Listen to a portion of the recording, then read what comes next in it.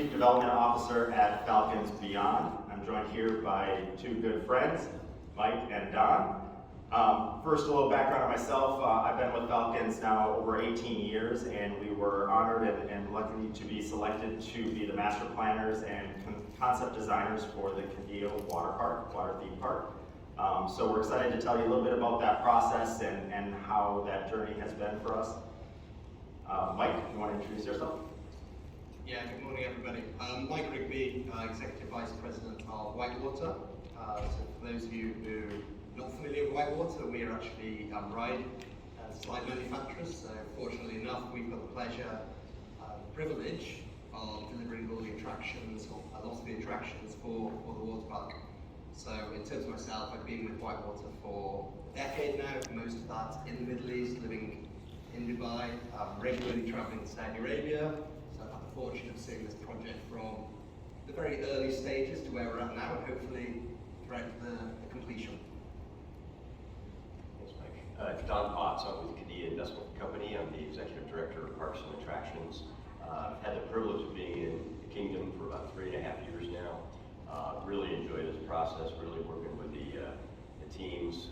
My background is 23 years with Universal. I was part of the opening team here in Orlando for Universal Studios Florida. I was ultimately Senior Vice President of Operations for Universal. Just a great opportunity to be part of this Qiddiya thing, so I appreciate everybody being here.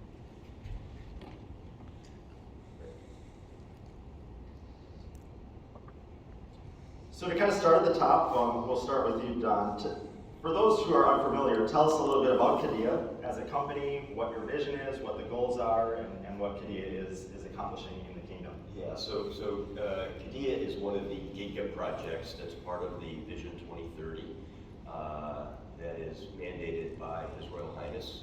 And Qiddiya is a destination entertainment city. It is not a Walt Disney World. It's not going to be a Universal Orlando. It's going to be in Orlando. So when you think about all the experiences and activities and things you can do here in this town, that's what you'll be doing there. It's located about 45 minutes outside of Riyadh. Riyadh has 8.5 million people today as a population. That's projected to grow to 15 million people by 2030. And there's not a lot to do in Riyadh. They have shopping malls that have attendance of 10 million people a year. So we're really excited about what's going on at Qiddiya. The Waterpark is one of our two parks. They're coming out of the ground as we speak. In addition to the water theme park, there's also a Six Flags Qiddiya theme park that is just spectacular. And then, the other thing, as far as why this is so important to the country and the culture and the evolution that's going on there, it is really changing over there. And I know, been in Orlando for 35 years. I'm a United States citizen, and the persona of Saudi Arabia and what might be going on over there, it's not like that at all. It's completely evolving. You read about women driving, you read about what they're allowed to wear and all that. It's just evolving every day. And I remember in the interview process just talking about the fact that a water park outside of Riyadh, and it is real, and it's going to be fantastic. One quick note on the demographic of the country. So the country has 31 million Saudis. 67% of those 31 million are 37 years old and younger. So it's a very young population. They're all YouTubing, Snapchat, whatever you guys do these days.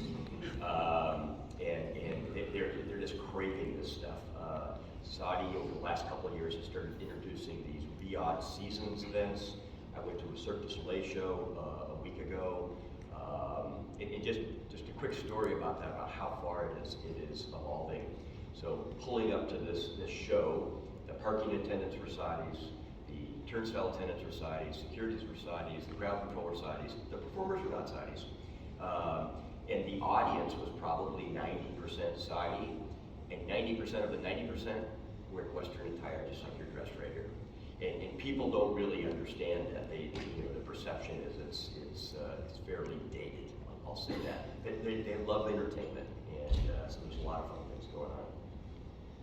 Awesome. Yeah, I mean, truly, in the several trips I've made over there as well too, and sometimes months or even years have gone in between them, but even you can notice the change. I mean, just visiting the offices at Qiddiya, the evolution and just the makeup, you can see more and more younger faces and new faces coming in. So it is happening at a tremendous speed that I think, from a U.S. perspective, we can't even comprehend because, for us, we were just kind of raised that way. But the fact that this evolution is occurring so rapidly is really exciting. And so it's really great to kind of contribute to that and foster it with the entertainment aspect. So really exciting stuff.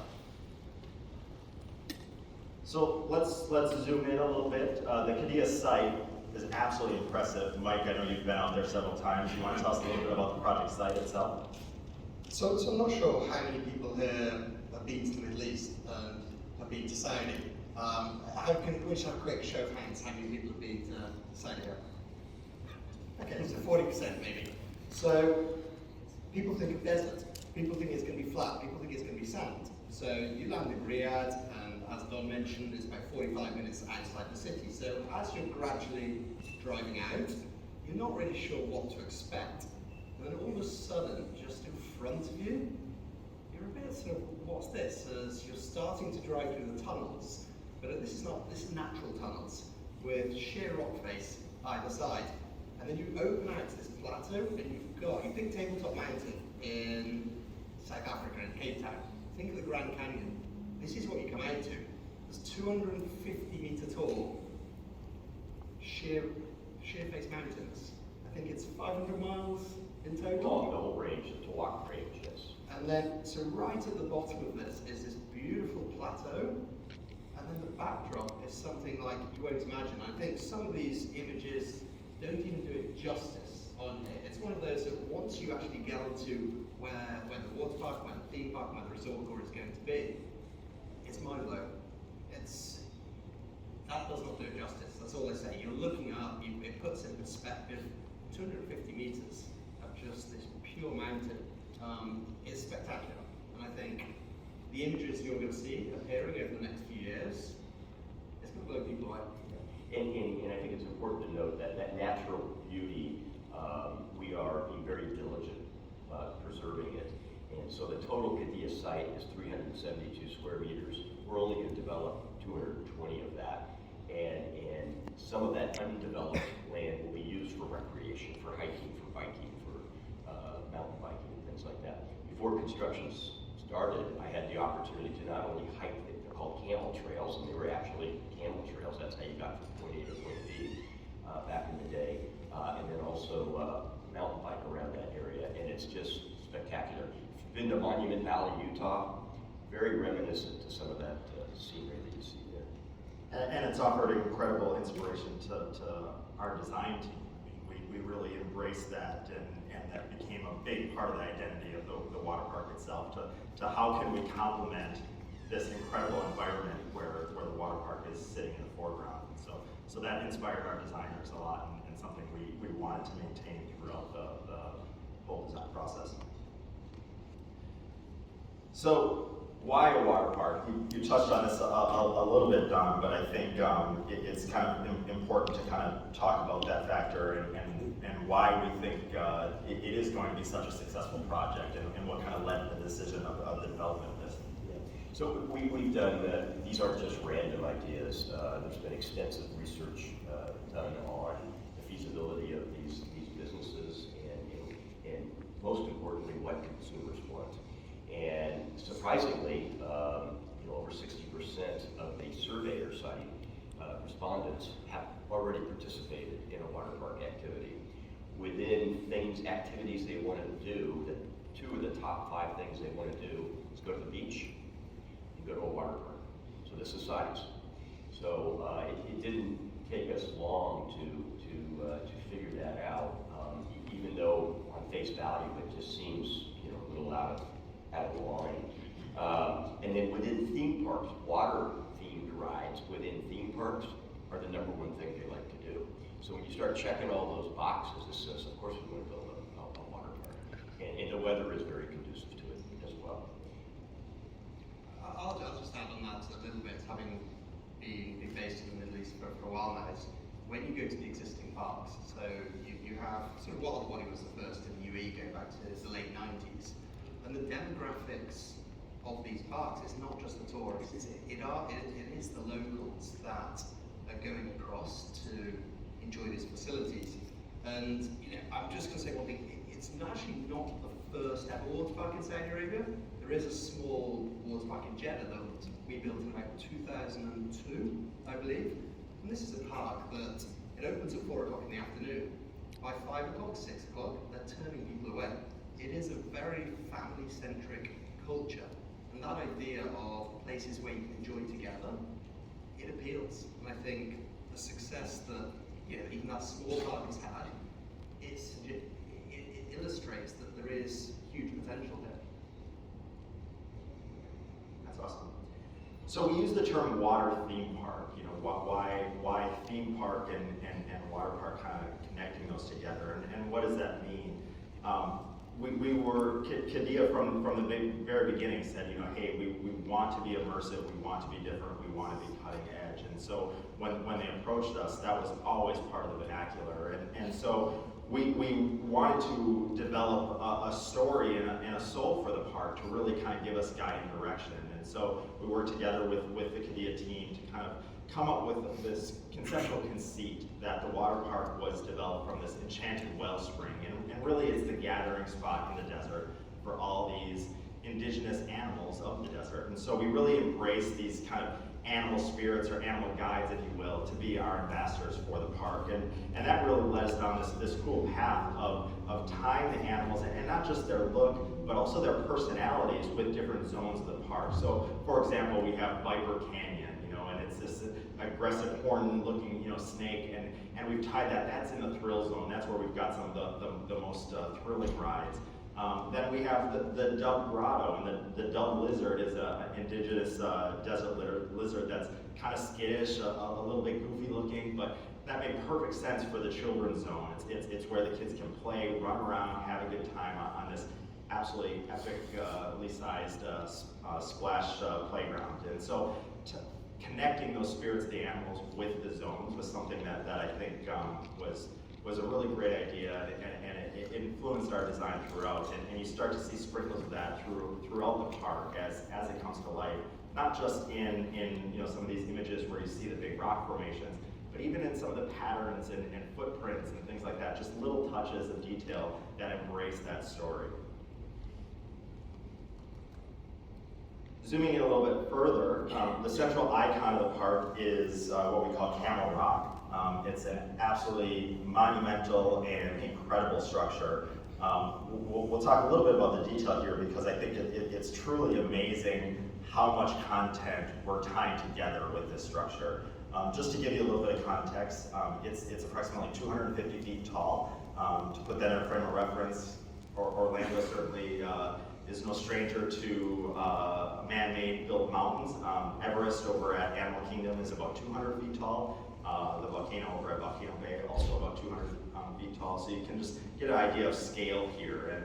And speaking of scale, to kind of connect it back to those cliffs, we were really, as designers, we're pay close attention to sight lines and kind of the feel of entering the park. And one thing we wanted to do is, when you cross that threshold and you've got this beautiful view in front of you and the cliffs behind it, we got to make sure that the cliffs complement it and don't tower over it. So we actually did some studies to look at, when you're standing at the park entrance and Camel Rock is in front of you and the cliffs are behind you, we wanted to make sure that the height was enough that from perspective, the height of Camel Rock actually pierces the line of the cliffs, and that gives you that sense of scale. Of course, it's not as tall as those 250-meter cliffs, but given the perspective and the distance, it was a really important kind of design aspect to make the whole place feel cohesive and give that sense of grandeur to Camel Rock.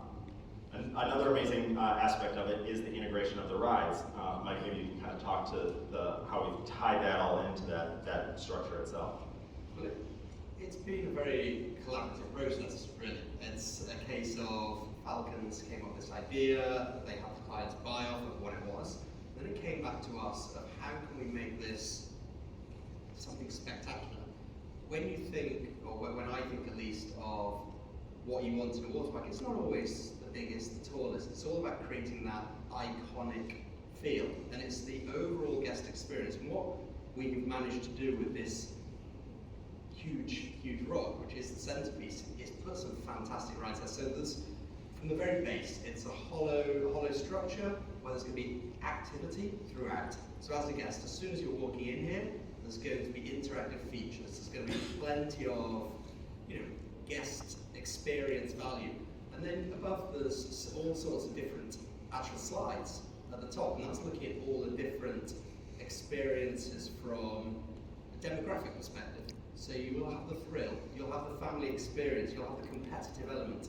So there are multiple slides of different sort of wraps. So your family sixes, your mat races, and your body slides, all intertwining with this experience. So as you're in that mountain, you're going to see activity that's above you, that's around you, that's really from inside, from outside. It's going to be that spectacle for the active and passive guests.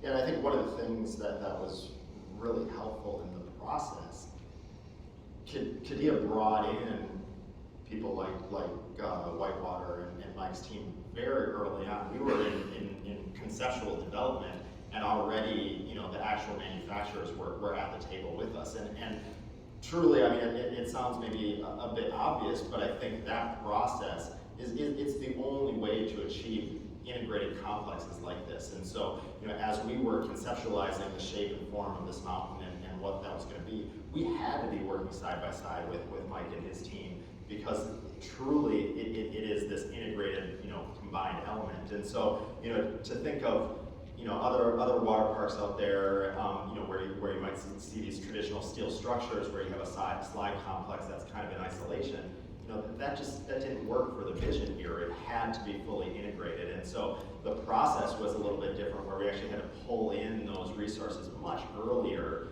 to build from the ground up to kind of create these integrated structures like we have here. In addition, one last note, there's also a Arabic restaurant at the top of Camel Rock, so it's just a panoramic view that unsurpassed. Awesome.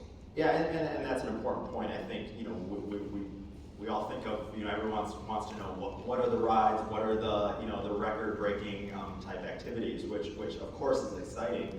But at the same time, one of the mandates we were given to design this park was also just placemaking.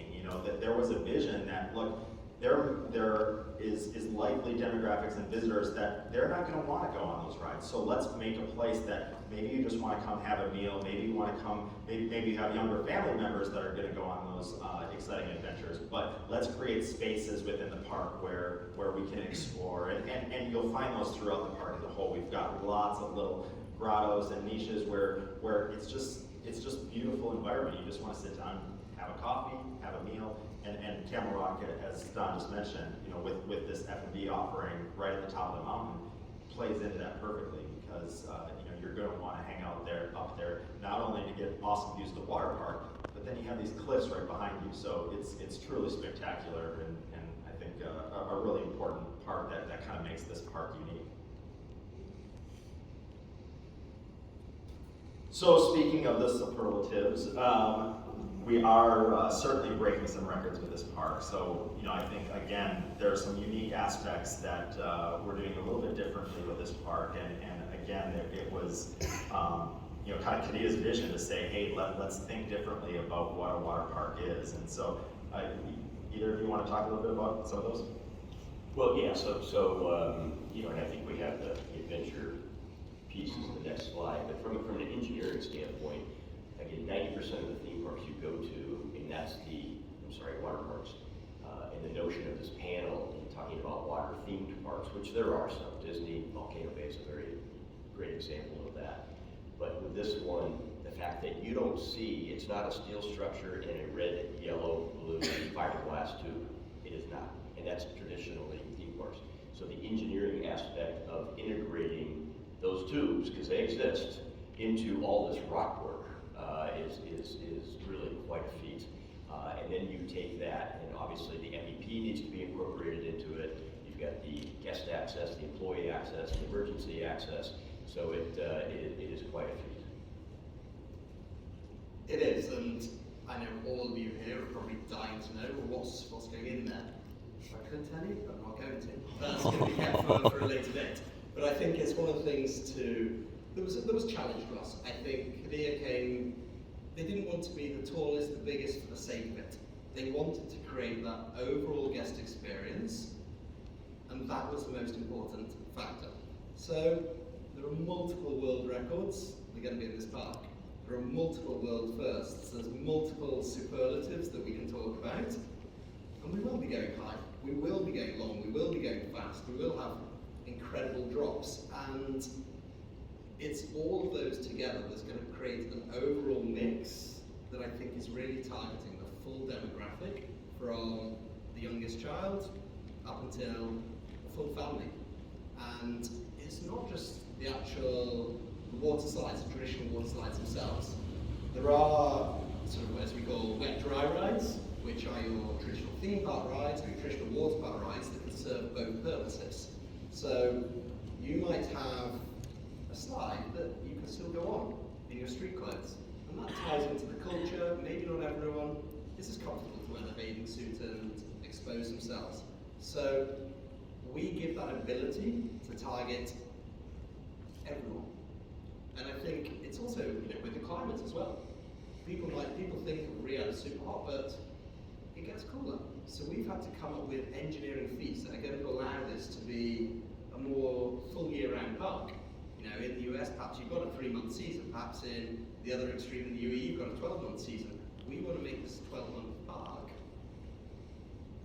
for everyone. And with that, not worrying about getting cold, getting too hot. And I think there's also that final element of looking outside your traditional box of what's in a water park. And some of the images you'll see on the next slide will touch onto this. It is looking at canyoneering, it's looking at surfing, it's looking at whitewater rafting. And these are sports. This is not just an activity in a water park. This is creating an active lifestyle. Yeah, and that was a really exciting component to this, that again, introducing new things to the Saudi culture. Some of these sports, for example, whitewater rafting, surfing, and things like that, are not traditionally known in that region. But they're, as part of Qiddiya's larger vision, part of the idea is let's bring in opportunities for things that both Saudi nationals and visitors would not normally get to experience. So very different than a typical water park by bringing in those elements. There is going to be a competition level whitewater rafting course, which is, opens up a ton of opportunity. That course can be used in so many different ways, everything from family whitewater rafting down to individual kayaking, and then of course you have the whole competitive sport overlay. It can be training centers for even national teams in certain seasons of the year. So I know all those are planned and part of the vision here. So really when you start to add those components and layering it up, you start to see how this park can be more than just traditional entertainment. It actually has that depth to do these different types of things. Yeah, and David, you're absolutely right. Let me add to that a little bit. So again, as the destination entertainment, sports, and arts city is what our objective is and the vision is. And the overall part of Vision 2030 is to develop a new lifestyle for Saudi citizens that's very focused on health and well-being and sports. And so that starts to manifest itself into swimming. How not a lot of folks swim? Well, we can do that internally using this facility. We're going to have 300 lifeguards working there, of which half of them are required to be Saudis initially, and then that goes up to 70%. Well, so we can use these facilities to not only initially train, but to build. So all of a sudden, a Saudi kid sees their dad trying to surf in our surf pool, and then he wants to try it, And so we provide lessons. You know, there'll be a surf show and demo that we put on out there that entices us. Whitewater rafting, fantastic. You know, people will see that for the first time. We have the Asian Games coming in 2034 that's already been awarded. They'll be using our whitewater competitive course for that. And it goes on and on. We're looking to, the Qiddiya City will support future Saudi Olympic athletes through our aquatic center, football stadium, some of these other things. But to be in this day and age, to be a world-class athlete, you got to start when you're about that tall. And there just hasn't been, not only there hasn't been the facilities, there just hasn't been the desire to do that. And that leads to other health issues and things like that. So we're really excited to be on the forefront of that for the country. And I would add to that I think it's being ahead of the curve as well. It's how many other water parks around the world have facilities that actually allow professional sports, and for the kingdom to decide, and for Qiddiya to decide this is what should be in that early program, it's looking ahead of what other people are doing. So it's super exciting, because when you look at surfing, that's the world's fastest growing sport, and it's an Olympic sport. And these are the type of activities that time and time again, you'll have the international tourists coming to the park, you'll have the regional tourism, but these are things that for the domestic market, people are going to want to come time and time again. People are going to practice. And I'm going to just say, one thing to look at is probably very few people in this room know. There was a skier from Saudi Arabia in the Olympics last year. No one thinks of skiing in Saudi Arabia. It's happening. So fingers crossed you can be producing the next Olympic athletes. Just a personal story. So I hadn't been there 6 months and met a fellow American that worked at the embassy, and he was a cyclist. And so he asked me to go cycling through Wadi Hanif, and it was spectacular ride through this park-like scene. Again, Wadi, there's cliffs on the side. And we were the only two cyclists in this Wadi, so we were probably down there for an hour and a half. And then COVID happened, and then post-COVID, if you go down to Wadi Hanif today, it's filled with Saudi cycling, just filled. They have bike shops that sponsor, and they have the shuttles that bring people down. They provide the bikes, and they're every weekend they're going cycling. So it's a completely different, it's already begun. People want to do this. You couldn't buy a cycle, and I know it was the same thing here during COVID, but you couldn't get a cycle at the track shop in Riyadh for a while. But it's just really fun to watch. And don't forget the water slides. Water slides. It's the important bit, obviously. Cool. Another thing to kind of touch on is some of the local culture and how we tied that into the water park itself. I think it's a common approach, and it's easy to kind of think, very modern, futuristic, and come up with completely, kind of never before seen architecture. But for this park, what we did is we really wanted to be influenced by some of the local culture. And so one of the things you'll see, again, little touches of that throughout the park. We actually worked together with some locals on the team that gave us reference images like some of these shown on the slides, just to say, look at some of these rich patterns and colors and textures and this is, from the cultures of people from this region for hundreds of years. And so we kind of spun that in a different way, and we started to embrace those, maybe in non-traditional forms. We started to figure out kind of a pattern and graphic program that's going to be found throughout the park. So even things like signage and wayfinding, we started to embrace these types of patterns and color palette. So there is that connection to the kind of local history and local culture. And so I think that's unique about this water theme park from what you might see here in Orlando, where the original stories tend to be completely original without a connection to the local culture. So I think that was something that we just wanted to kind of highlight, and I think it was unique to this process, and something that again kind of reinforces to make a place that the locals can be proud of and actually see that connection.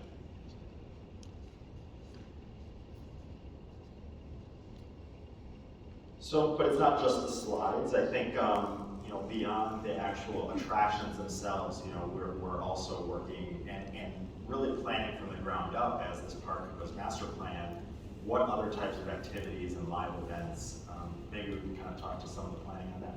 Yeah, so again, back to that iconic Camel Rock, opportunity to have a projection mapping show on the outside of that. Inside of it, and I should mention, as big as that rock is, you kind of underestimate how cavernous it is inside.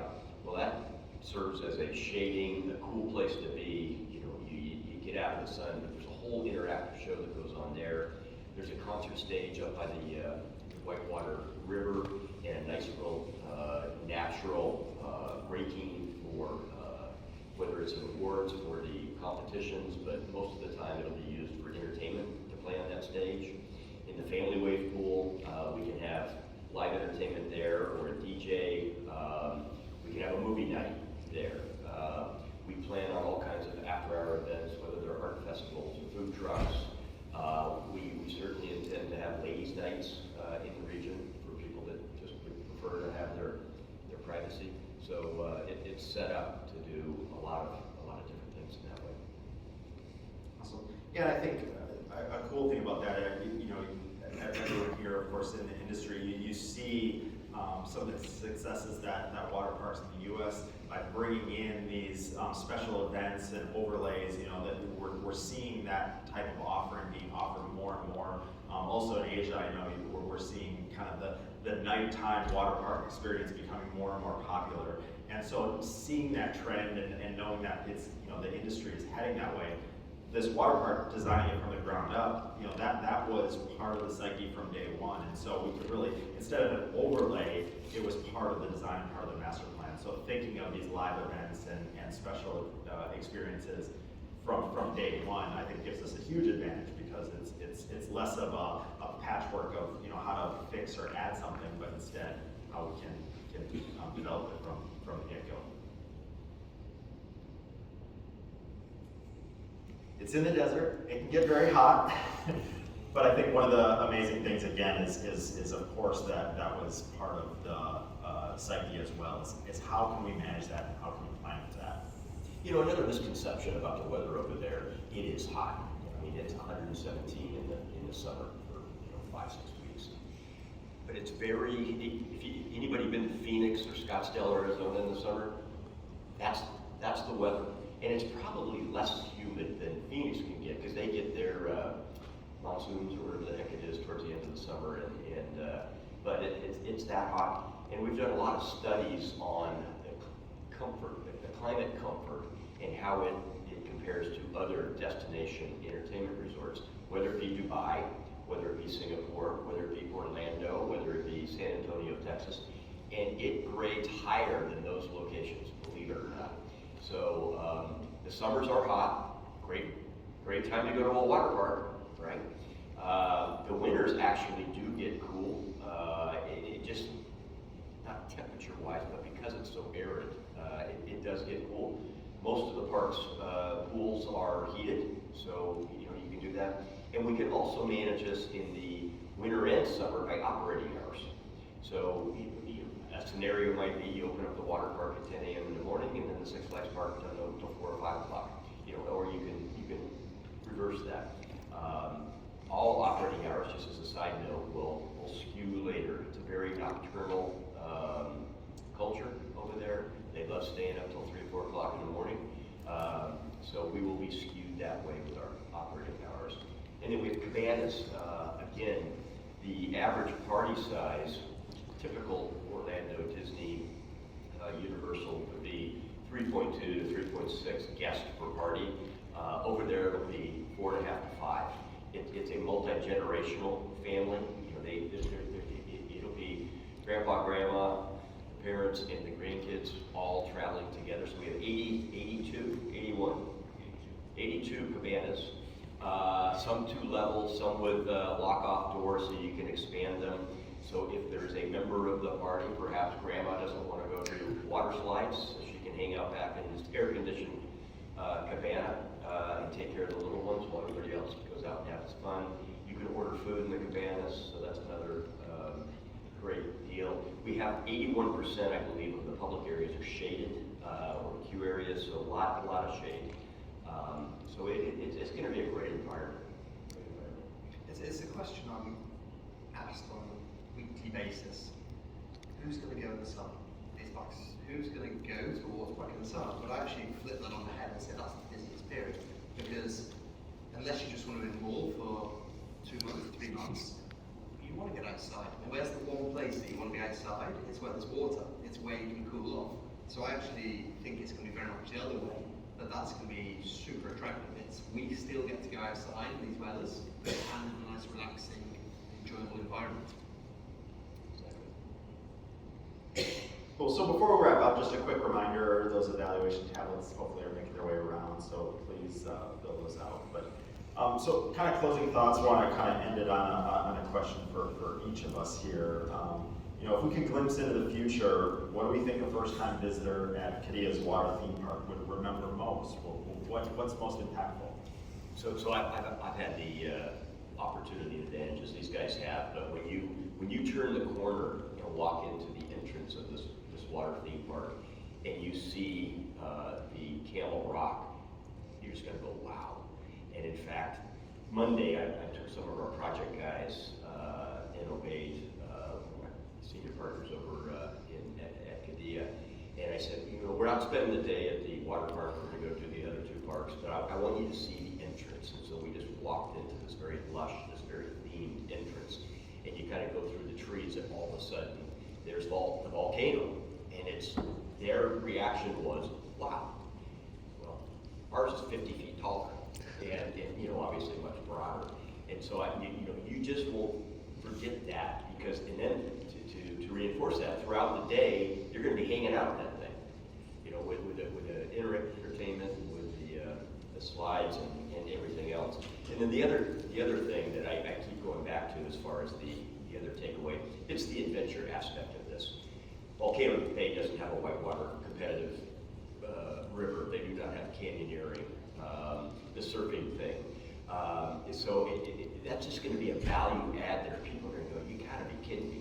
And then finally, and as Qiddiya grows into this city, people are going to go away from the water park, and then off in the distance they're going to hear the roar of a roller coaster at Six Flags Qiddiya Park, which has 28 attractions. They're going to go, wow, I want to do that. And then their next visit, they're going to notice that there will be a water park hotel someday, and the guests will want to come for a weekend and not just a single day. So it's going to evolve, no different than Magic Kingdom did and Universal Orlando did, and that they've become really the amenities for Orlando, along with SeaWorld and the other parks.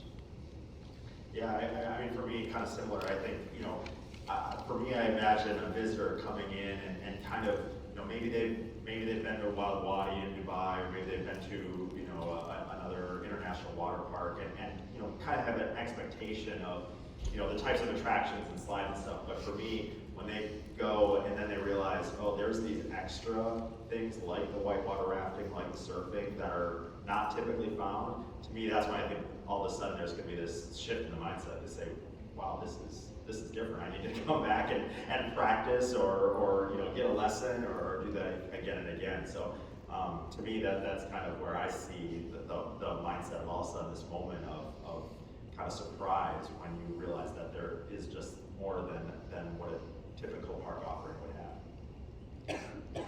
Yeah, so my perspective is... It's all about the slides. it's all the slides. largest. But you'll come out of that, and once you've come out of that park, you'll be able to go, that was a product mix that's on a par with any other park globally. It will, you'll have some of these rides, as I say, will be world's firsts. There is something for everyone, from the youngest kid to the full family, to huge drops, to thrilling experience, to never seen before experiences. But I don't think that's what people are going to remember from this park. I think, and I go back to the first time I ever came to Orlando, and I came with my father, and we just went on to the log flume, and up you go on this nice journey, and as we come from the top of the drop, I won't repeat what came out of my father's mouth at that moment in time. And But you haven't forgotten it. I've not forgotten it, and this is, showing my age a little bit, this is 31 years later. And I still remember that moment. So I think what the overlaying message will be is, yes, we've got the superlatives, yes, we've got the world's firsts, yes, we've got some record-breaking attractions, but it's the most unique, it's the uniqueness, it's the iconic nature of this park. So people come away talking about the overall experience that also happens to have an incredible mix of attractions, surfing, canyoneering, rafting, plus every slide you can possibly imagine, but it's going to be the experience, that unique value that I think people come away with, and it's the memories.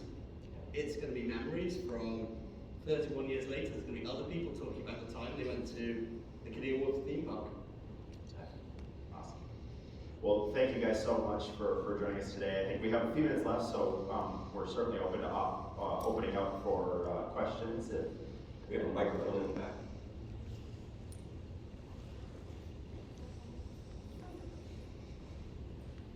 Mic check. Is the intent for male and female to be at the same time? Yes, it is. Yes, it is. We have, the Falcons team has done a great job in creating zones of the park that, you know, not behind locked fences or anything, but there's women and children's areas. So we have the cabanas. I mean, there's just a lot of opportunities for people to do their own thing. And really, if you think about Saudi and you think about the demographics of so many people being 37 years and younger, and they're going to a water park, they know what they're getting into. They're going to a water park. So it's just kind of self-managed. And when you go to the parks in Dubai, and you know, Dubai was very much like Saudi 25 years ago. And if you go to Yaz Island or Wadi, it's just self-managing. You know, they just figure it out. And like I said, we'll have events for ladies only. If they're not comfortable coming with a mixed crowd, that's fine. We will cater to that. That's a good thing for them and a good thing for us.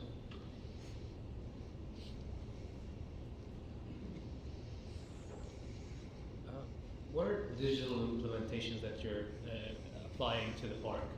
I mean, have you learned anything new that you're implementing to make the experience a bit more comfortable for the guests? You said digital? Digital, yes. Yeah. Yes, there are. So there are parallel platforms. So phase one begins with these two parks. Like I said, it's going to become a city. It's certainly going to be a smart city, one of the most technologically advanced smart cities in the world. We probably have more IT people here at Expo right now, or at IAAPA, than we do other people for that very purpose. It's going to ultimately be a seamless experience for guests. It doesn't matter who's operating, whether it's a Six Flags park or a Marriott or a Motorsports or whatever it might be. From a guest experience, how you book, how you buy tickets, where you stay in a hotel, your park ticketing will all be seamless. It will all be part of Qiddiya and linked together. And that includes the in-park experiences as well.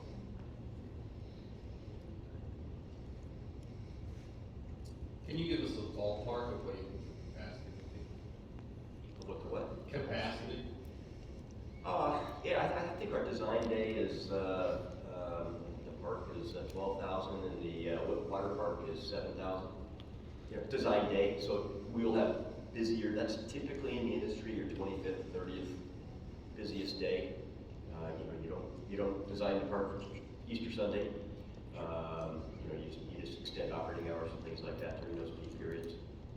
So maybe this is just my perception, or you guys can tell me what led you down this path, but you think 83 cabanas are enough for that capacity? It's a lot of cabanas. When you go around the market, and if we need more, we'll get more. I mean, I think there were some early conversations where through the process people looked at us and said, are you crazy, 83 cabanas? So we'll see. If we need to build more, that's a great problem to have. And there are expansion areas. And that, by the way, that's a very good business to be in, the cabana business.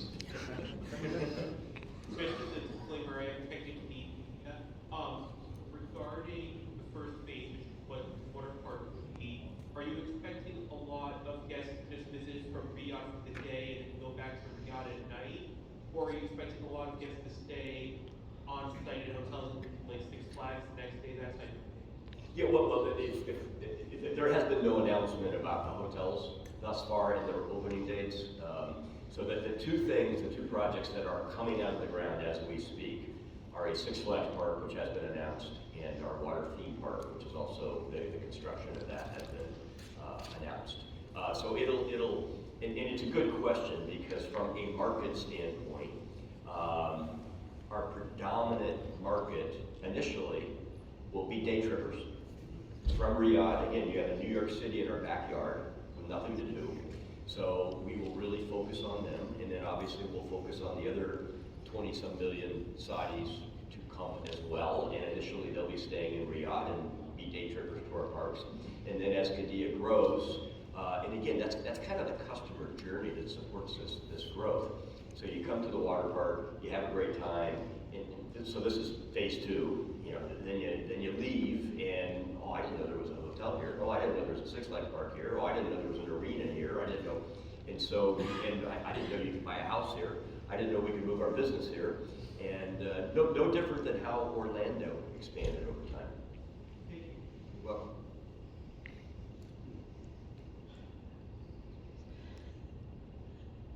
Well, thank you again, everybody. Really appreciate sharing some insights with you, and hope you enjoyed. Thanks for your time.